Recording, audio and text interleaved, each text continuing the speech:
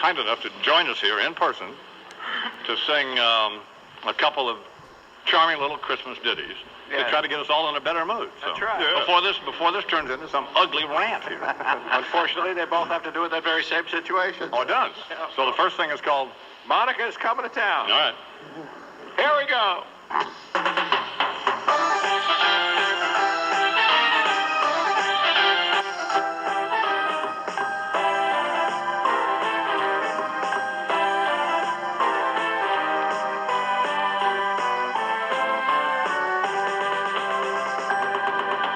You better watch out, you better beware. She's got a big mouth and thong underwear. Monica's coming to town. Monica's coming to town. Monica is coming to town. She's a little obsessed, she'll blow you away. She'll save the blue dress with your DNA. Monica's coming to town. Monica's coming to town. Monica is coming to town. She'll give you quite a boner. Talk phone sex like a whore. Smoke a fine Cuban Corona where it's never been smoked before. So you better not cheat, you better not lie, or you'll be dead meat for Fat Henry Hyde. Monica's coming to town. Go, baby. Monica's coming to town. Monica is coming to town. Take it, Lewinsky sisters.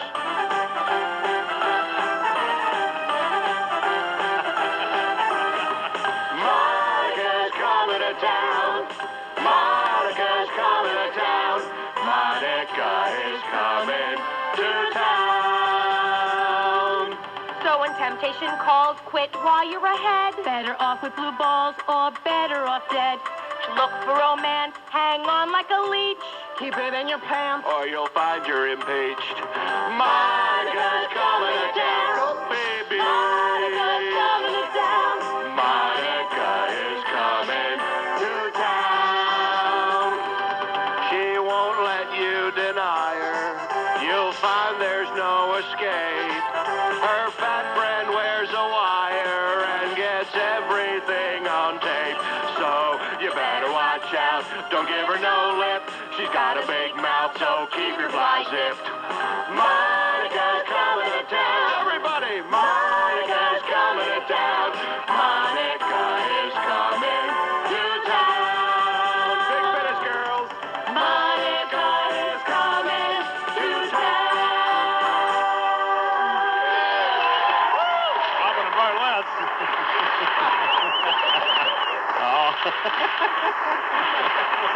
Oh, man, 13 after the hour. The best part of all of it is it's live from the boardroom of the New York Stock Exchange, where at 9:30 this morning we'll be grabbing the chairman of the exchange, Dick Grasso, by his gnarly little ankles and banging his head on the belt to begin the trading day. Do you have another one for us? Yeah, we do. What's this called? This one's called Blue Christmas. Okay. An old Elvis tune. All right. Take it away there, boy. I'll have a blue Christmas this season. And that Miss Lewinsky's the reason. I've always been hung like a big Christmas tree. Now the house has me hanging, 'cause that intern once blew me. My face is blue from all my crying. Although it's true, I did some lying. If I prove I'm contrite, maybe I'll be alright. But I could be through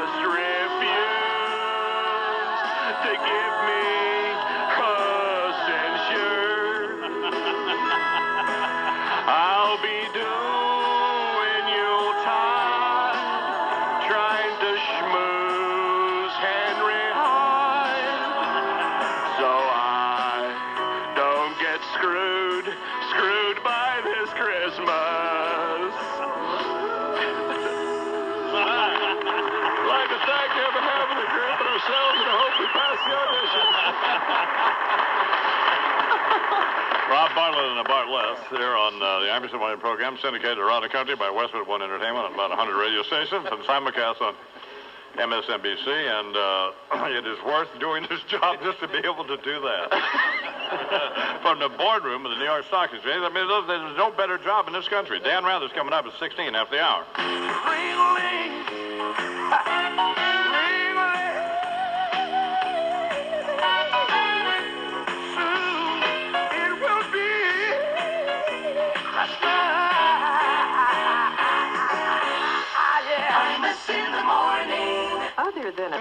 Yeah, I'm missing the morning. In your shorts, 2020 sports. Kirby off the right side, batting his way. He's got the first down. 20, 15, breaks away. Out of the pack, 10, 5. Touchdown, San Francisco. A Monday night blowout. Good morning. Mike Breen with sports. Tony Roberts with the call from San Francisco. 49ers ripping the Lions 35-13. The Niners now 11-3 on the season. Their coach, Steve Mariucci, said it was an important win. This was a good game to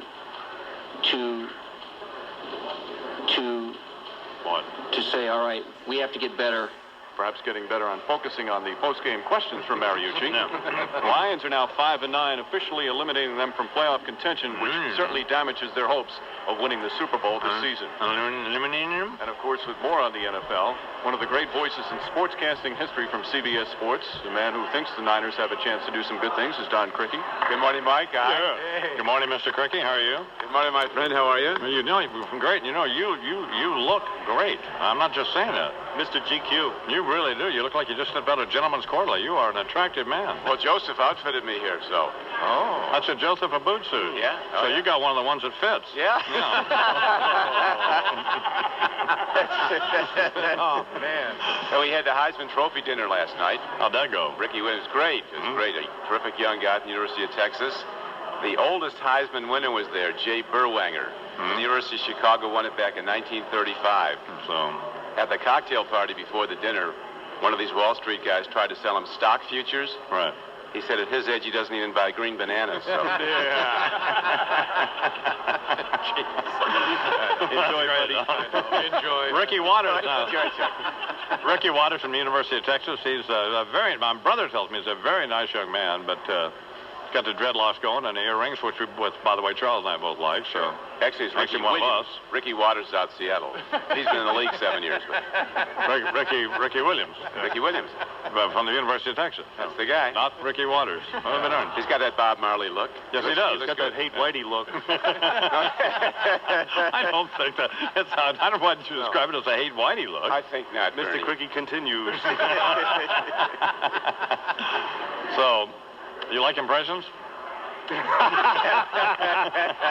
That's one of the great jokes you've ever told. My wife and I, even my wife talking about screaming, laughing at that. Does your cat ever get sick, that little cat? You Yes. Take it to the vet? Yes. My little dog Heidi gets sick from time to time. Little dachshund. Yeah. Very sick the last time. So I bring her to a guy now who is both a veterinarian and a taxidermist. Either way, you get the dog back. I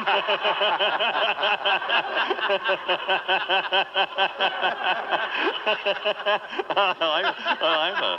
What game are you doing this weekend? Yeah, in Chicago. Oh, The you are? Bears, yeah. That would be the Bears, and they're playing. And the Ravens. And you'll be watching, of course. Somebody's going to watch that game, Don. You will be. No, I won't. After you first watched the NFL Today with Jim Nantz at 12 noon. Well, you could put a gun in my mouth. I wouldn't watch that. I might watch it, but, honestly, God, the Bears, and that's it. I had the Patriots last week, and you can't tell what's going to happen in the league. It's unbelievable. The team to watch is Atlanta. Man, that's a great story, isn't it? What are they, 12-2 now? They're 12-2, and they got a running back they got in the 7th round who's an all-pro quality player, Jamal Anderson. And Buffalo's a team to watch. Buffalo might go deep into the playoffs. There's something happening there. Don, of course, born and raised in Buffalo, New York, and always a Buffalo fan. And the Atlanta Falcons, coached by Dan Reeves, who, I don't know if you all follow this that closely, but he coached the Denver Broncos. Did he take them to the Super Bowl? Well, I think, where they play is going to be, it's almost impossible to beat Minnesota at Minnesota. Did Dan? 3 times. Okay. Yeah. And then the Giants. I didn't know you understood the question. Yeah. Well, It just was ringing around in there. Oh, okay. I didn't know if I was clear either. Sometimes I'm not clear. Tape delay. Yeah, okay. Then he did a pretty good job with the Giants. He didn't take the Giants to the Super Bowl, but no, but he did a good job with them. Yeah, he did a very good job with them. And then they got rid of him here because he was a control freak or something. Well, in Denver, he had complete control over player personnel, the draft, and with the Giants, he coached. And George Young and Boster ran the draft. That's just the way it was. And George Young has made a concerted effort to look like E.T. here in his later years. Man, that's a strange-looking guy, isn't it, George Young? Good football man, George. I'm sure he is, but I mean, the guy used to weigh 300 pounds, and now he weighs 80. He looks like an Ethiopian, and it's frightening. I mean, he's not a matinee idol, but he doesn't expect. No, he's not. Not like you, that's for sure. So. It's great to see you, Don. Good to see you, my friend, and congratulations to Westwood 1. Isn't this great?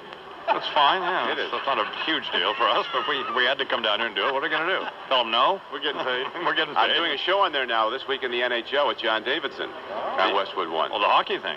Yeah. You know when I saw you on, you're still doing that Inside, yeah. Tabloid show, right? No, it's Man, you're everywhere. It's high-quality journalism. Well, no, it's not a bad show. My friend Roger King World. That's not horrible. So. No, it's not. Anyway, Merry Christmas, Happy New Year, Don. Same to you and to the family and to all you guys. Yeah. You're only the best. I'm serious. Thanks once again for perhaps the stupidest Christmas gift from you and Molly I've ever seen in my life. It was a clock with a big. Did you see that thing with that big stick of dynamite? Oh yes, I did see it. Just I mean, geez. Charming. And I'll tell you, what's very sad. Yeah. She thinks it's a good gift. Yes, she does. That's what's very sad. Mike Breen continues. No new NBA talks are scheduled, so once again, to fill the NBA void, we present our new feature, This Date in NBA History. On this date back in 1969, 28 years ago, Walt Frazier had a triple-double in the Knicks win over the Celtics. 26 points, 10 assists, and 10 rebounds. Also on this date in 1994, 4 years ago, Chris Webber had a triple-double with the Washington Bullets. Arrested on possession of marijuana, assaulting a police officer, and driving without a license. New York Mets made it official the other day, signing veteran free agent Ricky Henderson. Oh, great. Former Oakland A's star last year. He's older than I am. 66 bases, which ironically was his age during the season. Mets say they're not done yet with moves, expected to talk with Bert Campaneris about a reported 2-year deal later on. And finally, in college basketball, #1 team is still UConn. The Huskies undefeated, but a team on the rise, Yeshiva. A big win last night, 83-60 over Old Westbury. Yeshiva getting some big plays from their front court. Hey, Mercy, pick and roll, Mercy. And that's sports. I'm Mike Breen. Mike Breen and Don Crickey here on the imus274 program. It is 10 minutes till the hour. Walking bird dog. Just a walking bird dog. If you don't know how to do it, show you how to walk bird dog. Come on now, come on. Imus in the morning. Well, I got a great... Charles Dickens' classic Christmas story, A Clinton Carol. 'Tis the night before Christmas, and all through the White House, not a creature is stirring, except for the first louse. I can't sleep. I'm gonna go down for a ham sandwich, some nachos, couple of ring dings, midnight snack. Mama! Hey, who the hell are you? Baby Rebozo, who the hell do you think I am? I'm the ghost of Christmas past. Come with me. I've got something to show you. Where are we going? Into the past, you moron. Jesus, you really are stupid, aren't you? Look, you see that crotchety guy over there? The one who's weeping uncontrollably? Is that Andrew Johnson? No, you idiot, that's me. You see, I once had a situation very similar to yours. You got a BJ from one of your interns? No, but I did get screwed by a bunch of Puerto Rican cat burglars. And after a long, drawn-out, complicated process, the House Judiciary Committee adopted 3 articles of impeachment against me. But I thought they didn't end up going through with it. Because I had the presence of mind to resign, you idiot, save the sanctity of the office, and retain some of my personal dignity. Take it from me. It's in your best interest to do the same. I'm not resigning. All right, suit yourself. But mark my words, very soon you will be the one on your knees in the Oval Office, praying for deliverance, just like I once did. Before the evening is over, you'll be visited by 2 more spirits. Hopefully, they'll be able to talk some sense into you. Hey, where'd you go? I wanted to ask if you could do something for me. Ask not what he can do for you. Ask rather what you can do for me. Senator Kennedy? Yes. Sorry to bother you, but I seem to have run out of ice. I'm the spirit of Christmas present. Look into this half-full glass. It's a bunch of little kids saying their prayers. Yes. Some of them wanted to grow up to become president. That is, until they became disillusioned by what you did. See that one? She was going to become the nation's first woman president. But now that she's become disenchanted with politics, she'll probably end up as a prostitute. Well, she is kind of cute. Why, yes, she is. I think I'll go offer her my services as a mentor. Yeah, well, don't drive her anywhere. All right, let's cut to the chase. I'm the spirit of Christmas future, but I don't have a lot of time here, so let me bumper sticker this one for you. Look in this magic pie chart and take a gander at what's in store for you if you don't wise up. Oh, well, that looks like me. What am I doing? What are you doing? What's it look like you're doing? You're having sex. Well, all right. Take a closer look there, you Arkansas hayseed. That's a prison cell. That ain't a woman you're having sex with, and you ain't the one saying, go, baby. Oh, my God. Hate to be the one to break the bad news to you, but truth is, once you leave office, criminal perjury charges are made. You're indicted, convicted, and sent to prison. It's just sad, because you can avoid all this if you just do the right thing. I'm not resigning. Well, good luck with your new girlfriend. He looks like a real nice feller. See you on visiting day. That's it. Be gone, spirits. This nightmare is over. I will repent. Hello, Monica. It's me. I just want to tell you how very sorry I am for all that's happened, and that I've decided to do what's right and resign. I'm going to make the announcement from the Oval Office on national television. What I want to know is, would you be interested in a really good seat? Like, I don't know. How about under the desk? A Clinton carol with a kind of drops off dramatically there at the end, precipitously, but pretty good up to that point, wasn't it? Yeah. This is WFAN in New York. It is time now for the local news, and with a little bit of that is my friend Charles McCoy. Good morning, Chuck. Morning, man. New Jersey.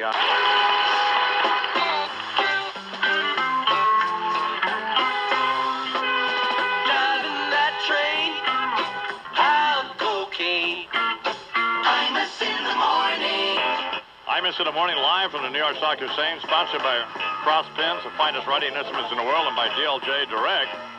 Stand by for news, and as always, the rest of the story. Peculiar one today.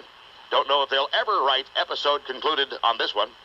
Have you visited our magnificent desert Southwest travel tramp?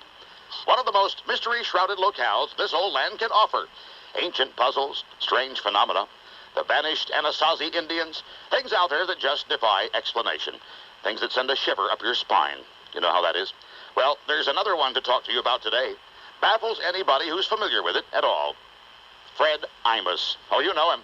The sling blade brother of radio's Don Imus. Oh, yeah. You know him, but can you explain him? No. No, you can't. Most bizarre bastard this reporter's ever run across. Now, Fred says he's Don's brother, and I gather Don's kind of resigned himself to the notion. But what proof is there? What documentation? Just think of the most obvious discrepancy. Fred says he's the younger brother, but my God, the man looks like he was sired by a Galapagos turtle. And you know how old those things live to be? Well, Page 2. Now, wait a minute. Just thinking here. Advanced age might explain one piece of the Fred Imus puzzle. You know how when he and his brother have a conversation, Fred sounds like a rivet gun on speed? Won't take a breath? Clapper Pound, did you ever stop to think that the poor man might just be deaf? Who knows? Makes as much sense to me as anything about him. I know what I've been wondering. Fella lives by himself in the New Mexican backcountry in a refuse-strewn domicile with an old truck, a pack of dogs, and a weapons arsenal. Don't you wonder, Sty Guy, whether we really have captured the Unabomber? Page 3. Well, I only bring all this up because, hate to say it, but I'm an admirer of the I-Man, strange as it might seem. You know where he's going in a couple of days or so? Fred's. Oh, I know. I'm hoping the same thing, too, that he won't find his brother this time, stripped to the waist, staring at the sun, standing inside a circle with a pile of bleached chicken bones at his feet. Although, better that, I guess, than the other possibility. Brother Fred lying in the bed of his pickup, black Nikes, purple shroud, holding a sign that says, "Gone to Meteor, feed dogs." No guarantee, Colt cohort, but let's hope that's not the rest of the story. Paul Harvey, good day. 1, 2, 3. 1, 2, 3. Imus in the morning. Can't get to the phone in time? Oh, no, don't hang up. Where are we standing? On the Bell Podium at the floor of the New York Stock Exchange. And it's 27 minutes after the hour, actually 27 minutes after 9 Eastern Time, and we're talking with Dick Grasso, who we just spoke with on the air a few minutes ago, upstairs in the boardroom, and we are here today broadcasting live from the exchange because Westwood One, the radio syndication outfit, is being listed on the exchange transferring over from NASDAQ, and here with us is the, what's your title over there? President and CEO, I think. Joel Hollander, who used to be the Vice President General Manager of WFAN, did a wonderful job running that organization, and now is heading Westwood One, so this must be a big day for you guys, huh? This is great. We're very excited. It's a great company, great product. Now we're being traded on the world's greatest exchange. And the stocks, what did the stock close at yesterday? 24 and change, and hopefully with an arrow going up. So, any plans you tell us about? Any heads up you can give us that allow us to get in on? I guess not, huh? No, I think you know what the plans are. You always know before everybody else. Why, Mr. Grasso? First of all, how many people are actually on the floor of the exchange here? How many traders? About 3,100, Don. 3,100 total population, 1,366 of whom are members of the exchange. And why do you begin trading at 9:30 Eastern Time as opposed to, say, 9 or 8 or whatever? Well, this was the only time we could get you here. 9:30 has been our custom since the early part of the 1970s, and it's designed to optimize our volume, 9:30 to 4 p.m. Eastern Standard Time. But one day it'll be a much longer trading market. Yeah, I was thinking because of the conversation we had earlier about the world economy, and I know every morning when we go in and sign a show on at 5:30 Eastern Time, the Asian markets and those markets have already closed. And as you and I talked about earlier, they obviously, because of the world economy, now have an effect on the New York Stock Exchange. So you anticipate ever a 24-hour trading situation? Or? Unquestionably, Don, we'll be a 20 to 22-hour-a-day market in the next decade or so. And there would be people down here on the floor trading all that time? Absolutely. How does a person wind up... well, I guess you first have to work for a brokerage house, and then how do you wind up down here on the floor? Well, many apprentice in brokerage houses, many apprentice in dealing firms, but everyone basically works their way into the professional position. Okay. Nothing for you, Don. It's 9:29 and 44 seconds. Now, what am I supposed to do here now, Mr. Grasso? I'm supposed to press this green button. 55. Okay, it's 9:29 and 52, 53. One, press it. Oh, man, this is great.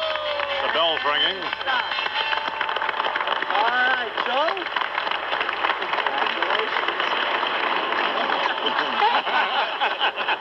Thank you all very much.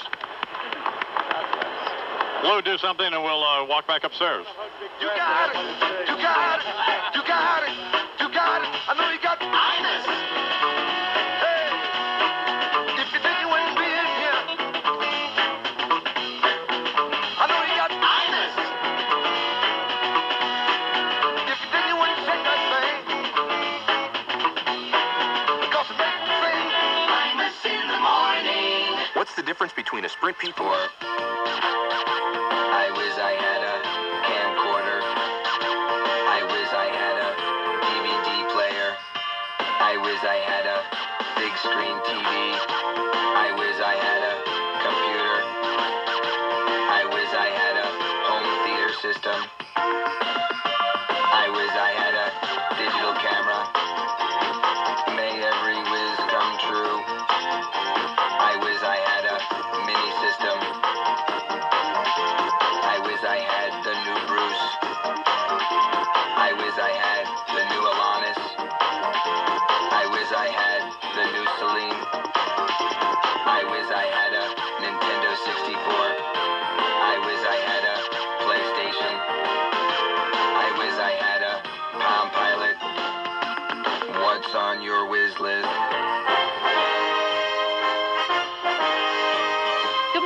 Lori McNichol. As we argue with Larry Kenney over the Nixon script, and as we break down the fourth wall here this morning, is there any way, very poor planning. We're here at the boardroom of the New York Stock Exchange, so just went down and rang the bell, which actually involves pushing a little green button, which is fun, isn't it? Yes, so I guess it is. I don't know. Interesting perspective to see the floor. Yeah. And stand and look at all the thieves there. Well, not thieves. The best part was hugging Dick, which I know wouldn't be the first time for the I-Man. That's great. Hugging Dick. Okay. That's the Boy, there's tradition. a way to slam the brakes on it. Just, you're sitting there, you just go along, have a nice little discussion, and Sandtrap Head has An observation. Some idiotic remark to make. It's just ridiculous. Well, I called Deirdre and I said, "Did you hear me ring the bell?" And she said, "No." Oh, man. She said, "Who are you?" She said, "Who is this?" Is this Wyatt's father? I said, "Yes, it is." She said, "Please leave us alone. We're busy." So She said you couldn't ring lose the number. You haven't rung a bell in years. Did I hear you ring a bell? Shut up, you old nut. So anyway, so things not going well on two fronts, at home or here. So Deirdre's expressed little or no interest in all of this. Well, it has sort of about as much as we have. Exactly. Anyway, it has been fun to be down here today. The priest and rabbi were great. Now, do you? I'm kind of a commentator analyst without a portfolio currently. Okay. She floats. So what is it they're hiding? Is the president, is he reluctant to just detail his relationship with her, but didn't try to get her alive? That's possible.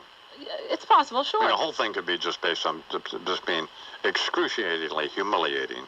I mean, he's not stupid. I mean, I can't imagine the president telling her to lie. I mean, it's more like, honey, you and I had something really special. We want to really just, we want to keep this to ourselves. Here, have another Black Dog T-shirt. If your radio sounds funny in the morning, you're listening to Imus in the morning. I mean, a Black Dog T-shirt is not exactly a solitaire from Tiffany's. I mean, can you spend a little more money on the people that you're with? I mean, $5.99. I mean, at least take her out to dinner. Now she's making up for all the dinner she didn't get from Clinton. Imus in the morning.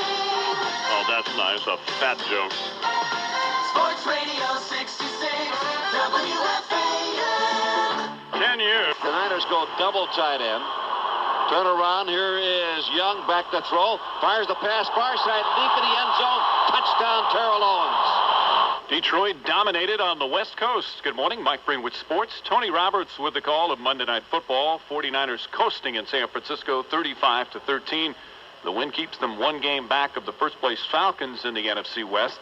The loss for Detroit eliminates them from the playoffs, and it disappoints their quarterback, Frank Reich. We felt like we could hang with this team, and we felt like we could beat this team. Hang with them after the game, perhaps. Beat them, not in your life. The Lions played like a bunch of big pussy cats.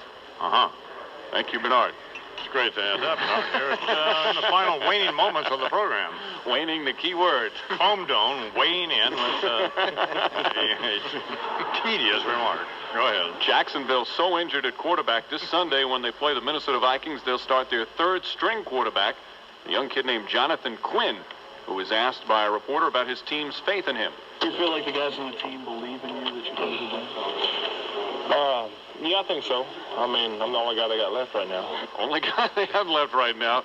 Not exactly General Patton leading the troops into battle. Well, Bill Parcells ready to lead his team into battle. They're 10-4 in first place. They've already clinched a playoff berth. Parcells laid out the rest of the season. We've got 2 tough games left now. You know, we had 4, and we got through 2 of them. And we've got 2 tough ones left now. 4 games left. We played 2 to go. That's why he's the best. That's why he's Bill Parcells. And finally, NBA labor news. No news once again. And to fill the NBA void, we present our feature on this date in NBA history. The date, 1989.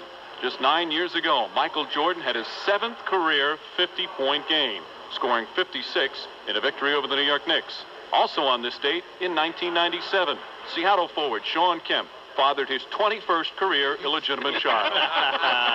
This date in NBA history. And that's sports. I'm Mike Breen. Thank you for a very fine report, Mike, and a very fine morning, by the way. 14.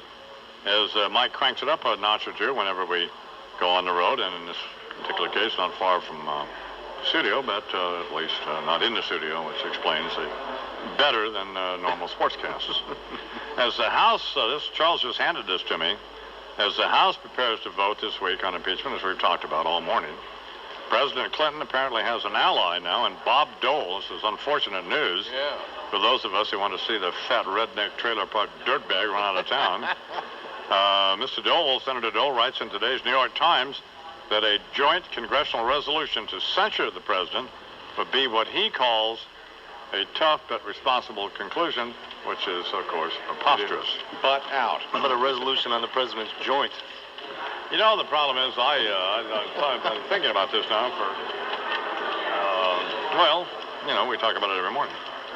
And the conclusion I reached, I'm sure millions of you around the country have been hanging. They're waiting, how do I decide what to do unless I know what the I-Man thinks? Right. And I was against impeachment. I was against this whole thing. I thought it was a complete, total waste of money to spend $40 million to investigate whether this dirtbag was abusing people who work for the government by having oral sex with them in the Oval Office, and that while it was repugnant, repulsive behavior, if he wouldn't resign, then we ought to drop it. But I've since changed my mind, and I'm going to urge my congressman, that fat loser Gerald Nadler, to vote for impeachment, although he's part of the Judiciary Committee and did not. The reason I think he should be impeached is not because he lied to the in the civil deposition in the Paula Corbin Jones case, which I would have done, given those circumstances. And once you're going to act like a dirtbag, well, then best thing you can do is try to lie yourself out of it. I'm not even that offended that he lied before a federal grand jury, a bogus Kennesaw grand jury. What I'm offended about is that he used the majesty, the stature, the cachet of the office of the presidency to lie to us. You know, you can't. I mean, I realize that the Constitution calls for impeachment being warranted by somebody committing high crimes and misdemeanors, including bribery and treason, or something apparently analogous to that. And if you have a president who lies to the American people and you can't trust, I mean, that's as grievous an offense as treason or bribery in my mind. And so I'm urging all 435 members of the House of Representatives to vote to throw this dirtbag out of there, or at least to impeach him and let the Senate decide what they want to do.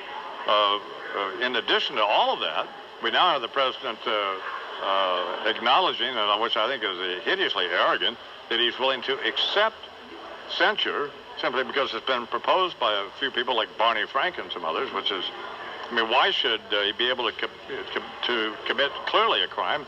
It's clear that he lied in the Paula Corbin Jones deposition if he didn't lie anyplace else, and it's clear he lied to us. It's clear he lied to us. Why should he be able to decide what his punishment is? He shouldn't be able to decide. So whether we should use impeachment as a punitive measure or not is something we can either agree or disagree about, but let's get rid of him. At least impeach him so we have that hit him in the muscle stain on his record. And there you go. I know he hasn't, he's apparently been humiliated enough, and now she's recoiling. Yeah.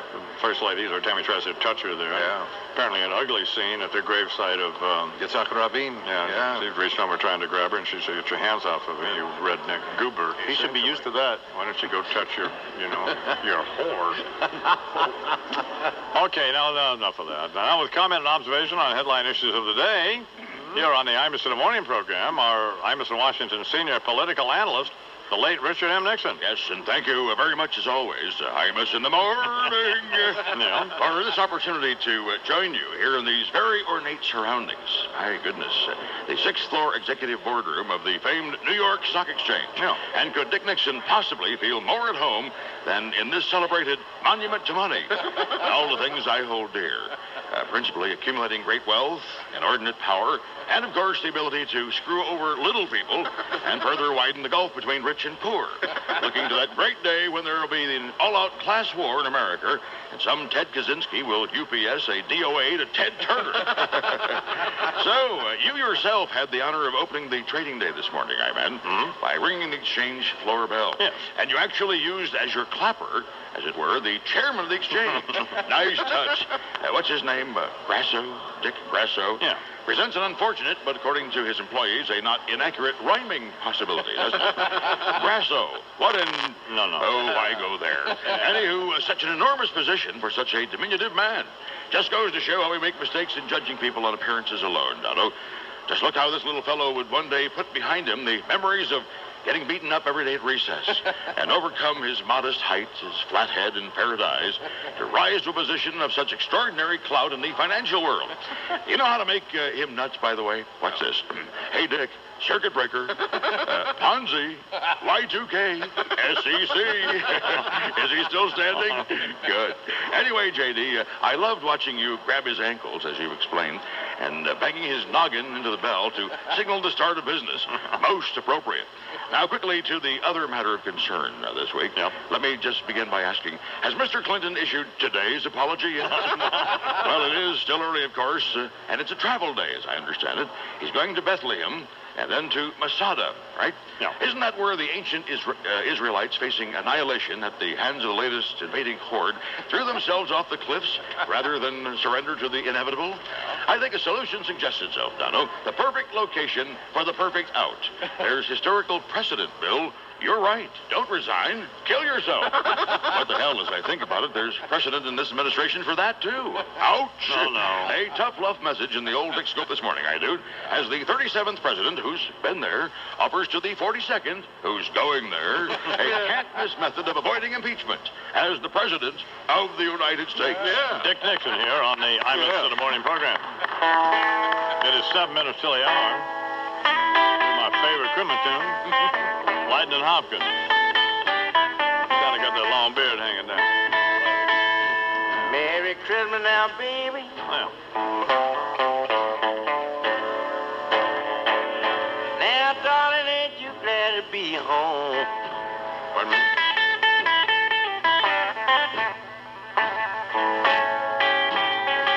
Merry Christmas now, baby.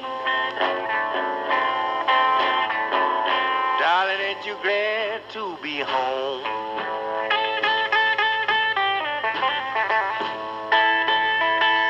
Yeah, we're gonna take our Christmas for ourselves, so we'll know there is nothing wrong.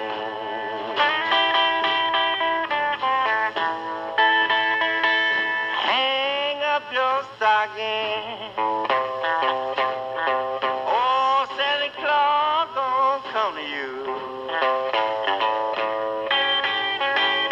Hang up your stocking, do you know? Oh, Santa Claus gonna come to you.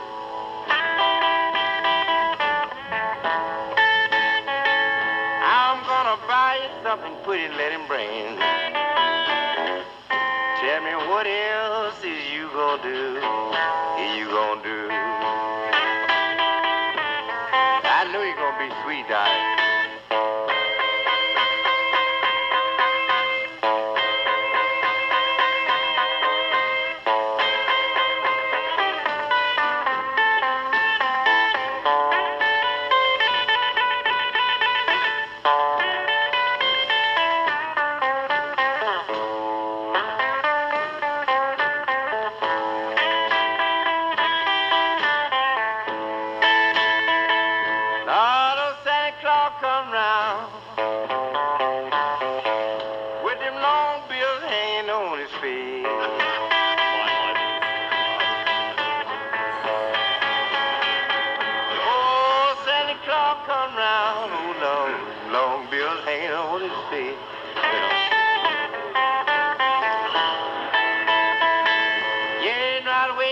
My little woman, she coming home on Christmas Day. I wouldn't wait up, Lightning, if I were you. Lightning Hopkins, Merry Christmas, baby, here on the imus in the Morning program. It's coming up 4 minutes till the hour, and we've had fun. The New York Stock Exchange here on the imus in the Morning program.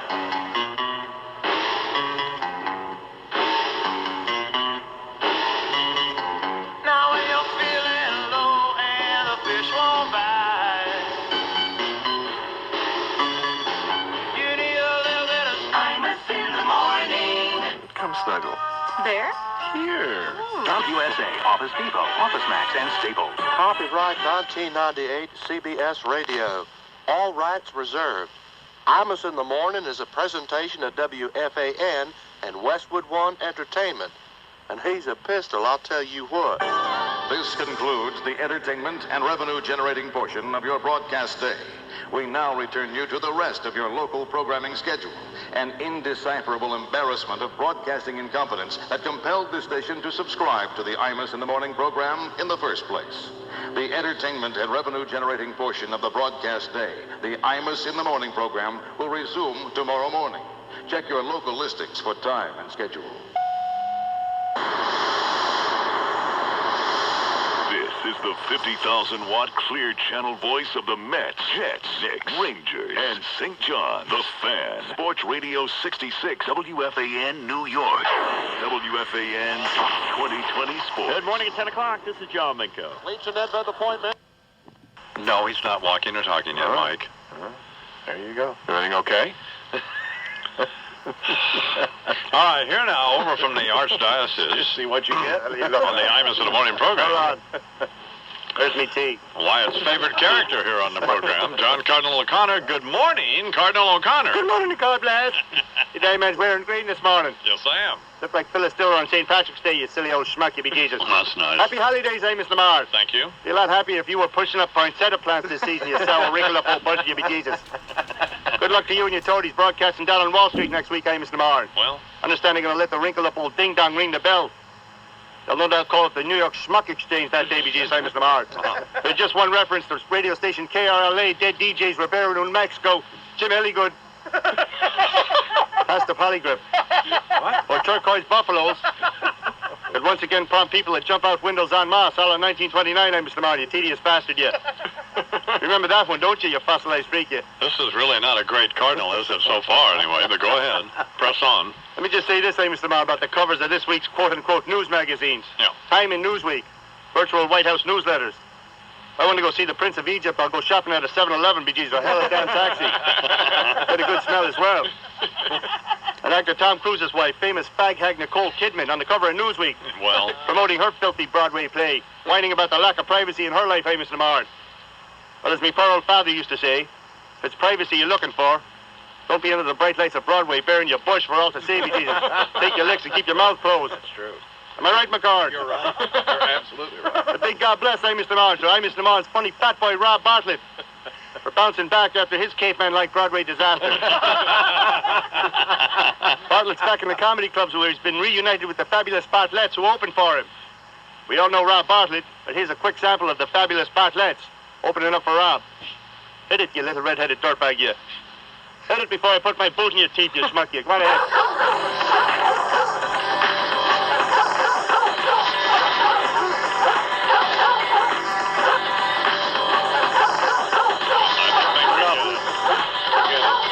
I think we get it. I really like it when you and Breen and Warner employ these production values to your hideously tedious comedy routine. Let's get this, Mr. Lamar. Press on. The hell's the deal with Congressman Sheila Jackson Lee's headgear? I don't know. That is a good question. She looks like an aide to Idi Amin, be Jesus. The Queen of Biafra or some damn thing, be Jesus. Well, what's up with Monica Lewinsky looking like a two-legged Zamboni, Mr. Lamar? I don't know. I understand she's on a new diet. Spotted in restaurants wearing a new blue Gap dress where she takes a mouthful of food and lets most of it dribble down her chin, Mr. Lamar. Let me say this about Leslie Visser and other female football reporters on television, Mr. Lamar. You leave our friend Leslie Visser. The only women allowed on football fields should be waving pom-poms and doing splits, BG's bloody disgrace. Am I right, McCord? Yes, you're right. Yes. Look at McCord over there. McCord's been inspired by the book Nappy Hair.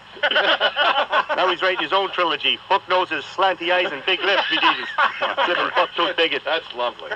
McCord's whiter than Kate Winslet breasts, BG's. Which doesn't belong and why? I'm glad we're finally to this point. Which doesn't belong and why? All right, which doesn't belong and why? A, Dennis Rodman. Dennis Rodman. B, Whoopi Goldberg. Whoopi Goldberg. C, Imus in the Morning. Which doesn't belong and why? Clearly, Imus in the Morning. Wrong, you Warren Buffett butt-sniffing baboon, you begin. While all could see... Shut up. While all three could see a... While all three could see a bug's life, just by looking down at their respective crotches. And while marrying any of these three could be seen as a shrewd financial move or legalized bestiality, the answer is B. Whoopi Goldberg doesn't belong because unlike the other two, Welfare Whoopi hasn't slept with a black man since the 70s, be Jesus. On ahead. Merry Kwanzaa, Mr. Mars. John Cardinal O'Connor. Here on the Imus in the Morning program. Who are these women? 17. Nobody wants to play the rhythm guitar behind Jesus. Everybody wants to be the lead singer in the band. Imus in the morning. Imus in the morning. 2020 Sports. An optimistic word on the NBA lockout. Good morning, Mike Breen with sports. Even though the season's in danger of being canceled, even though there are no bargaining sessions scheduled, Billy Hunter, director of the Players Association, said yesterday he's confident there will be a season. Said so after a conference call with about 80 player agents. Hunter in the minority with that line of thinking. Most feel the entire season will be wiped out because the two sides so far apart. But Karl Malone says if there is indeed a season, he'll be ready because he's been training. I've been doing a lot of things. I've been doing a lot of cross-training in the mountains. Been doing a lot of parachute work, which that might sound foreign to a lot of people, but I've been doing this bungee cord, a new workout for me. But if the season started tomorrow, Karl Malone will be ready tomorrow. Bungee jumping and parachuting. The mailman. What the heck? Always good to hear from Karl Malone. Well, because of the NBA lockout, radio sports talk shows have needed other topics to fill airtime, as evidenced by this exchange on WFAN in New York with host Joe Beningo. Louie in Connecticut, and Louie, you're on the Fan. What's up, Joe? How are you, man? Good. How you doing? I'm great. Give me your little synopsis on the UConn victory over UMass. Close game. I went to see Billy Joel tonight, so I caught it from like about the halfway point through. You went to see Billy Joel? Yep. It's like the fourth time I've seen him in the last 6 months. Where was that at? Hartford Civic Center. Okay. Great show. Did you enjoy it? I had a blast, Joe. Give me a little. What did he do? He did everything. He did a lot of his older stuff tonight. What's this I hear that Billy Joel is thinking about going into classical music? Yeah, what is that? He hasn't written an album in 5 years, and after he finishes this tour, he's going to be studying and composing classical music. Wow. Well, he's a great piano player, so great tremendous. pianist. Sports radio at its best. Here you go. All right. 2 thumbs up. Joe Bada Bingo. That's it. Love Joe. But there's a reason for the NBA to resume. That's it. Well, okay. NHL last night, Rangers' 5-game win streak comes to an end. Colorado beats them 2-1 at the Garden. Here's Rangers coach John Muckler. I feel like a broken record. I mean, again, we had some chances and we never finished them off. Muckler was then asked what was the main problem. I feel like a broken record. I mean, again, we had some chances and we never finished them off. Colorado, meanwhile, has now won 5 in a row. Also last night, it was the Canucks and Mighty Ducks. 2 teams in a state of flux. And you really Although suck. neither team sucks. Plenty of flying pucks. Just not getting many yucks, huh? Stop it. My God. Stop. That's sports. I'm Mike Breed. NBC's operating earnings for 1998. NBC's operating earnings for 98. Long Island Railroad and Metro North. Going your way. Copyright 1998, CBS Radio, all rights reserved. Imus in the Morning is a presentation of WFAN and Westwood One Entertainment. This concludes the entertainment and revenue-generating portion of your broadcast day. We now return you to the rest of your local programming schedule, an indecipherable embarrassment of broadcasting incompetence that compelled this station to subscribe to the Imus in the Morning program in the first place. The entertainment and revenue-generating portion of the broadcast day, the Imus in the Morning program, will resume tomorrow morning. Check your local listings for time and schedule.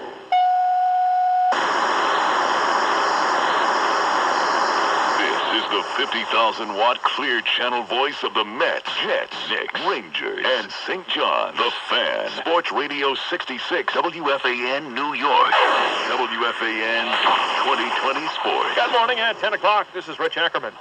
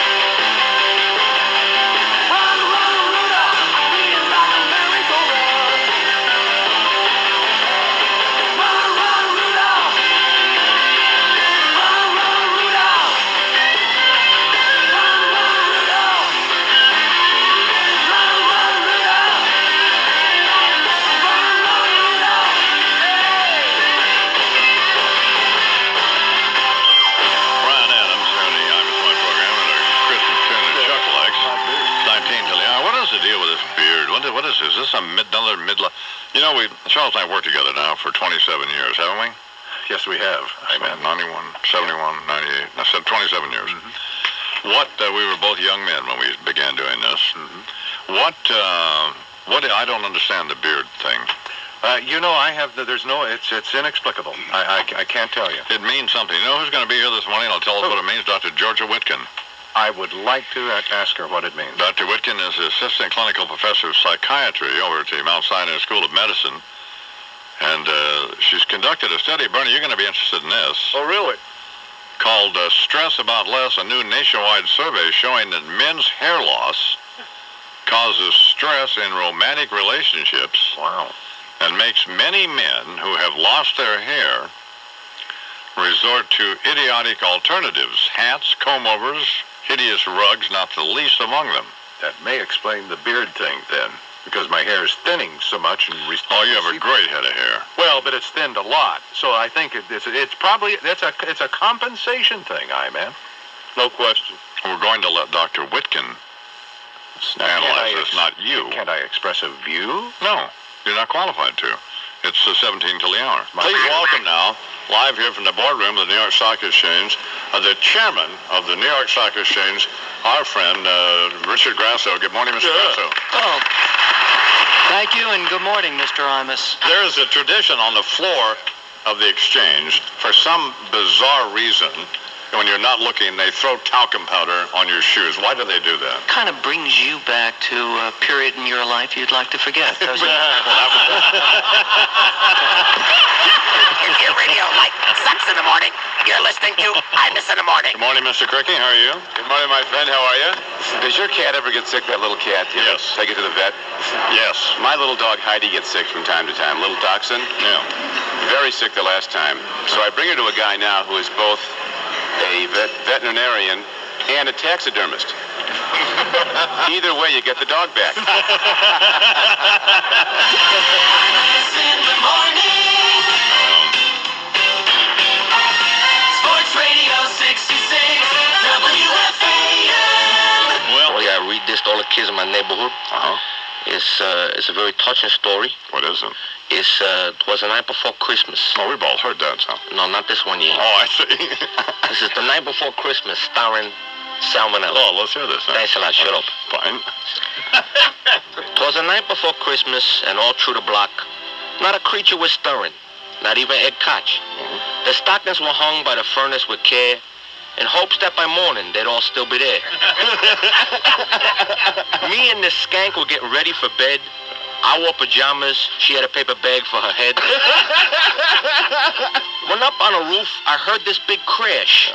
Thought it was a burglar. I was gonna kick ass. Went out on a fire escape, looked up in the sky, and what did I see? This freaking fat guy with a red suit and boots that came up to his knees. In the moonlight, he looked just like Dom DeLuise. He had a big sled pulled by these reindeer. He called one of them dancer, so I assumed he was queer. As he crept off the roof, it became clear to me that this guy was looking to steal my TV. Over his shoulder, he had a big sack. He came down the stairs while I planned my attack. I waited a second till the timer seemed ripe. Smacked him in the head, bada bing, with a pipe. He fell to the floor with a groan and a thud. I was kind of surprised that I didn't see blood. Instead, he rolled over, looked me in the eye. When I saw who I hit, I near started to cry. I said, "Hey, yo, Santa, I'm sorry, all right?" Not for nothing, he said, but this just ain't my night. I got lost in the Bronx. I ran over some nuns. Had a near miss by Kennedy. Rudolph's got the runs. I'm out all freaking night and I'm busting my hump. But I can't continue now, not with this bump. Yeah. So do me a favor and be a real pal. Take over for me. And be Santa, Sal.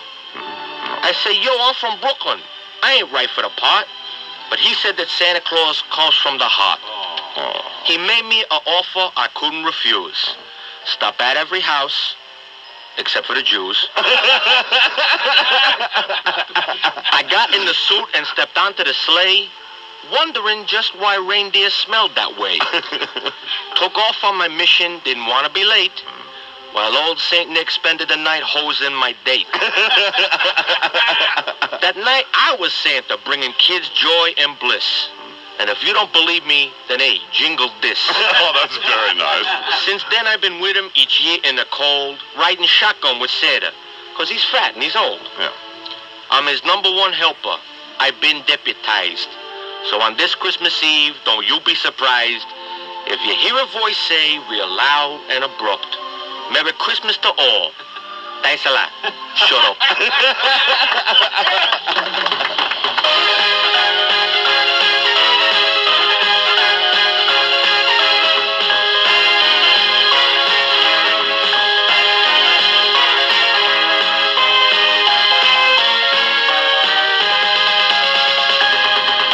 You better watch out.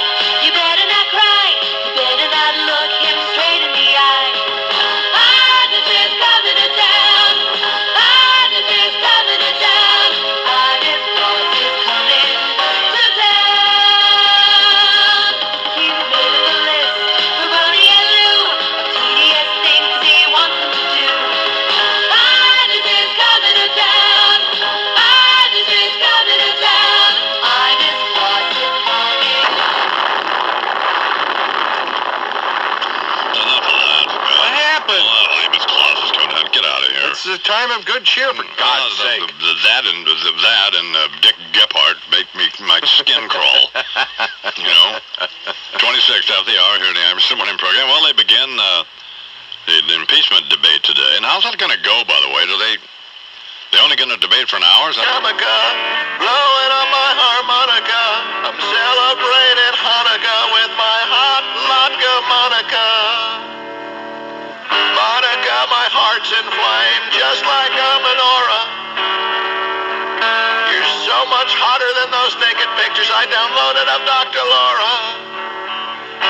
Now that it looks like I'm facing abdication, I'm ready to have what I define as real sexual relations. Last Rosh Hashanah, you said you blew the shofar. Well, you can play a tune on this. I promise that it's kosher. Before this all went down, I didn't want to go too far.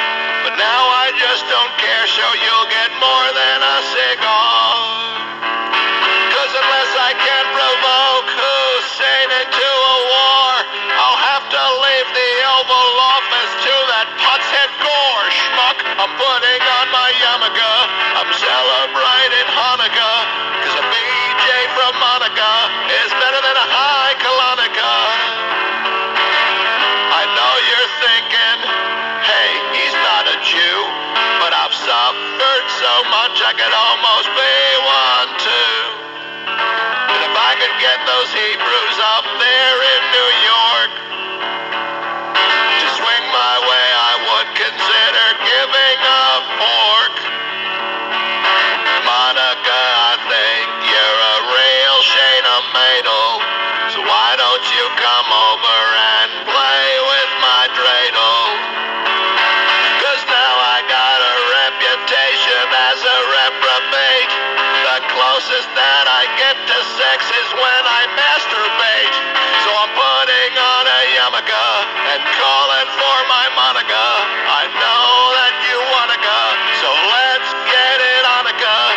I know that it's ironica. I want Monica for Hanukkah, 'cause soon I will be Hanukkah. So I might as well have a happy, happy Hanukkah.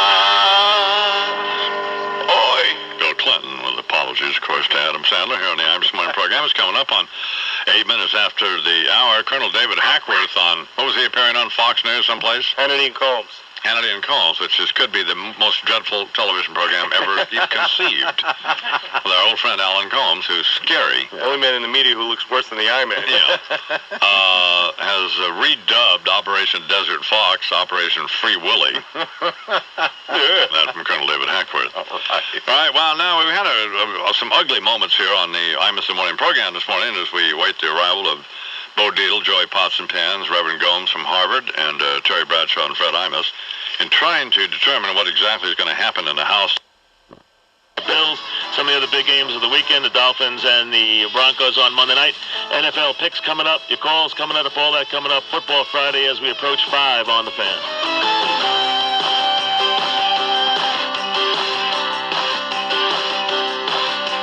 Mike and the Mad Dog, Sports Radio 66, WFAN.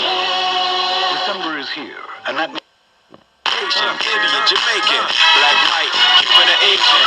I only came for 2 days of praying, but every time I come, I always wind up staying. Just the type of town I can spend a few days in. Miami, the city that keeps the roof blazing. Welcome to Miami. Bienvenido a Miami. Bouncing in the club with the heat is on all night on the beach to the break of dawn. I'm going to Miami. Yo, I heard the rainstorms ain't nothing to mess with, but I can't feel a drip on the strip. It's a trip. Ladies half dressed, full of your quip, and they be screaming out. So I'm thinking I'ma scoop me something hot in this South Submarine Gay Mountain Pot. Hottest club in the city, and it's right on the beach. Temperature, get the it's about to reach 500 degrees in the Caribbean seas with the hot mommy screaming. Every time I come to town, they be spotting me in the drop Bentley, ain't no stopping me. So cash in your dough and flow to this fashion show, pound for pound anywhere you go. Yo, ain't no city in the world like this, and if you ask how I know, I got to plead the fifth. Miami. Where the heat is on all night on the beach to the break of dawn.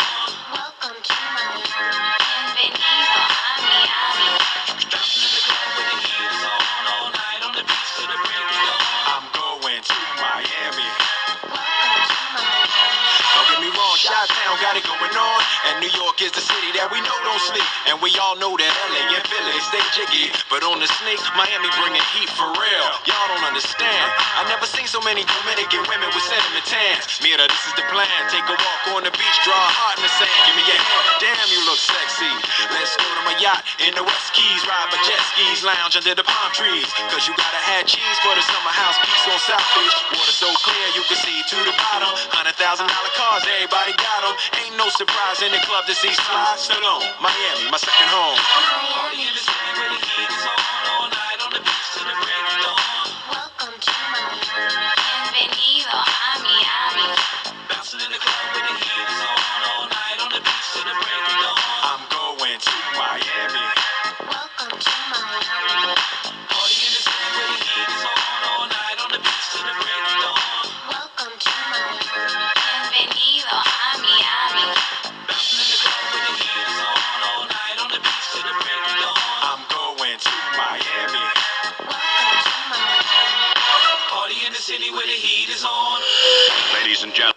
3 minutes, Rich Ackerman, WFAN 2020 Sports. Sunday's the day for a full day of NFL coverage with the NFL Now, Jets football, and the NFL in action here on the Fan, Sports Radio 66, WFAN, New York. Black hour, you dope. Oh, that too. Well, it depends. I think you were talking Central. I don't think we're going to refer to your boss as a dope, do you? Never again. I can tell you that right now. That ends now. Wrinkled up old skunk. I don't think wrinkled up old skunk is a help either. That stops right here. Yeah. Today. Time for the national news. And with that, my friend, Charlie McCord. Good morning, Charles. Good morning, man. He grew a beard eye, he read the papers, and plotted to flee the country. Who are we talking about? Well, we're talking about Andrew Cunanan. Or Chris Dodd.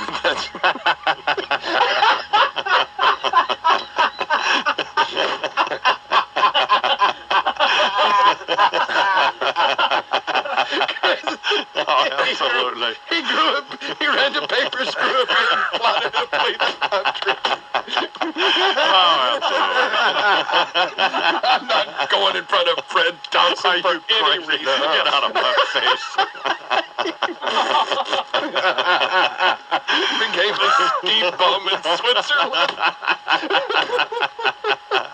Absolutely. Oh, God. Come on. You thought I was talking about Andrew Cunanan? No, absolutely not. We know who you're talking about. You're talking about that fat moose from Connecticut. The lion bastard. Oh, man. Well, I just don't think. I can't do it. I'm just like Green. All right, well, let's do some commercials. We'll come back. We're getting nowhere with Brian Williams here on the Imus Morning program. Mr. Williams anchors the news on MSNBC. Who's going to be the new guy for NBC, Miklaszewski? I don't know. I can only hope it's him, right? He's been in the job. Boy, we are. So Tom has to introduce him all the time. We are good buddies, and we shared that little tiny cubicle in the West Wing for a long, long time. And Don't you hope that? every trip, he's a very good guy. Jim Miklaszewski, known to many of us for good reason as Mick. If your radio sounds funny in the morning, you're listening to Imus in the Morning. How about Kenneth Starr? How about Kenneth Starr and Riddick Bowe? I'm going to Malibu. I'm not going to Malibu. I'm going to the Marines. I'm not going to the Marines. The Marines was too regimented. Memo to Riddick Bowe. I think he got the Four Seasons West Palm brochure and the Marine Corps recruitment brochure transposed in his briefcase. Imus in the morning. Sports Radio 66 WFAN. The thing that I don't understand. My God. And I have, in all of these cases, What? how you become an adult, and in many cases get married and have children, and then suddenly decide to come forward and reveal that you were getting, Well, I don't believe I'd have told that. I believe I'd just keep that to my. Go to see a shrink. Well, perhaps they had. Perhaps the shrink had said, you have to deal with this. You have to confront it. You have to talk about it. You have to bring, for God's sake, closure. Or get a lawsuit going and make some money out of it. I mean, these things obviously can traumatize a person forever. Doesn't seem to bother you. Well, no, it never did bother me. Pretty well-adjusted guy. I've dealt with You it. seem to have adjusted well. I've dealt with it in my own way. Brain, weren't you an altar boy? Yes, I was. Yeah, so Brain appears to be fine. Yeah. And I have something to tell you. Like, just keep it to yourself. We don't want to know. God said, I'm going to do something that I will not even tell the angels about. All they can do is... Lucille. Good morning, Iman. How you doing, baby? You? I'm fine, baby. Fine. I wish people would stop picking on Patrick Ewing. It's not his fault that the Gordon paid him that money. That is the going rate for centers in the NBA. Yeah. It's not his fault. I don't think anybody's blaming him. I think they're saying that if the hierarchy, the people who own the Knicks and Rangers, could make a deal with Patrick Ewing, who is at best an average center and certainly not in the upper echelons of great centers in the league. I don't know about that. You see, I'm one of his biggest critics, but I mean... When did they win their championship? How many rings? Excuse me, hello? How many rings do they have? Yo, baby. Wait a minute. Now, wait a minute. You wait a minute, young lady. Okay, I'm sorry. Keep it real, yo. Yeah, you keep it. What are you talking about here? All right, so he hasn't won any rings. That doesn't mean that he's not a great center. You know why he hadn't won any rings? He had bad people around him. No, he's tired, baby. He is not. Tired. Listen, He's tired. leave Patrick alone. I'm going to whip his ass if I get my hands on him. What did Michael Corleone say? He said it's not personal, it's business. So the Gordon felt that Mark Messier wasn't worth all that money. I don't think we can be quoting dialogue from movies here and trying to have some kind of real conversation, ma'am. Come on. Let's give Patrick something. Come on, leave him alone. He's a knuckle-dragging moron. Listen, Bernard, don't make Keep it real, yo. All right now. All right. You know what I mean? Don't make me get ugly, Bernard. Behave yourself, Bernard. Get ugly. Yeah, come on, That'll baby. be enough, Bernard. Make it bounce, yo. All right, here now, Imus Washington Senior Military Affairs Advisor, the late General George S. Patton, Jr. At ease, as you were. There is great change afoot on the geopolitical scene, people. Change that may harbor glad tidings for you and me and our wondrous military-industrial complex. Midnight, June 30, 1997, the Union Jack descends for the last time over Hong Kong. And after 156 years, the colony returns to Chinese control. What do we expect? Well, 90 minutes after the change of sovereignty, China intends to dissolve Hong Kong's elected legislature and swear in a body of those nicotine-stained, 120-year-old gang of four leftovers in the Judge Ito glasses who turned Tiananmen Square into Six Flags over Rwanda a couple of years ago. The glorious reunification with the motherland, as they're calling it. Well, people, the glad tidings are contained in this intelligence intercept I have in my hand, in which it says that while optimism remains high regarding the turnover, pessimism is deepening. Oh, right. My God, I love it so. I interpret this dispatch as a new lease on life for our beautiful killing apparatus, because it's my view, people, that you and I are going to China. Private, give me a chow mein good night on those lights up there and roll out the overhead projector. Cease firing. Cease firing. Save it for Prime Minister Hop Singh and the boys, soldier. Now then, fire up the projector and give me slide one. There you go. Familiar scene. A lone gallant Chinaman in Tiananmen Square facing down a Chinese army tank. Remember? Fast forward now to June 30 this year. Slide two. Through computer manipulation of the same scene, this is what we expect in Hong Kong. You see again there, your tank. But can anyone identify that wet spot behind the tank? Yes, Private. Sir, that's a Hong Kong democracy demonstrator who's just been turned into a potato pancake, sir. Good eye, Private. And we're hoping this scene will be the first of many attending the turnover. That we also hope will see the bustling, egotistical, entrepreneurial former British Crown colony turned into a smoking hole stacked up with young, upwardly mobile Chinese BMW drivers, hereinafter defined as charred chuppies. Yes, people, anybody who thinks Peking is going to bend down and kiss Hong Kong's bejeweled butt is more delusional than sweet baby James was when Fire and Rain was a hit. And speaking of delusional, on another matter, anybody who truly believes that anything would be accomplished by our government issuing some vapid, touchy-feely apology for slavery now makes sweet baby James look lucid on his worst day. And isn't it just like our commander-in-chief to get behind something that distracts from the real issue? Yeah. Jesus.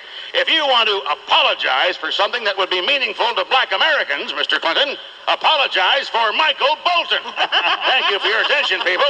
That is all. We're talking with Senator Chris Dodd, a Democrat from Connecticut, who doesn't know much here, but well, some. Listen, hey, I've said in the beginning I was hired to come on and be the chief spokesman for the party, and put in about 90 straight weekends, traveled about 150,000 miles in 43 states, and countless TV shows.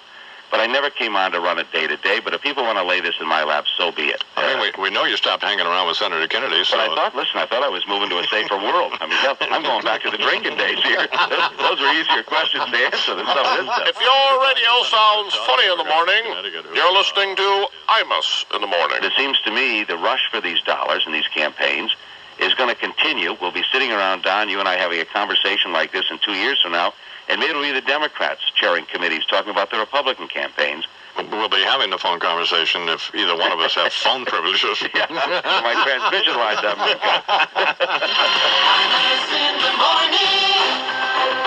As the world leader